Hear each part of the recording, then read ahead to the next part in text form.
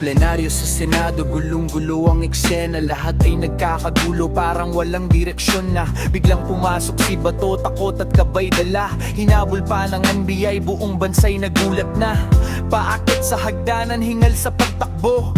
Sabi niya'y sakripisyo raw para sa boto. Mga tao'y nagtatalo kung sino ba ang tama, habang ordinaryong Pilipino'y tahimik na nagdurusa. Trillanes ay nagalit, warranty na iserve. NBI nakaabang, tensyon ay lumalalim. Sergeant at arms nakabantay, lahat ay nagpipigil. Mga empleyado sa Senado natakot at nanahimik.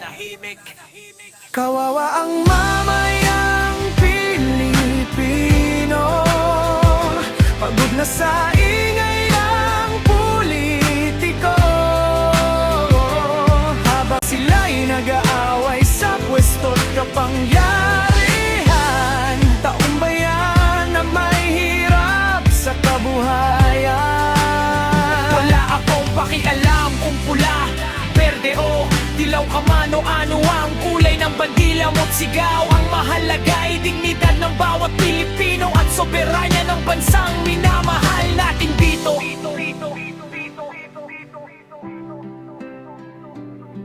Ilugdang pa ang buong Senado dahil sa kaguluhan. Buong bayan ay nakatingin sa bawat sigawan. Nagbotohan sa Senado, napalitan si Soto, naupo si Cayetano. Tuwang-tuwa si Bato, nagbunga ang kanyang sakripisyo. Masaya rin si Bongo at ilang kaalyado. 13 bumoto, samantalang sa kalsada'y may batang walang makain. Habang presyo ng bilihin patuloy pang tumataas din. Hindi ito laban ng pula, berde at dilawan. Hindi ito paramihan ng sigawan.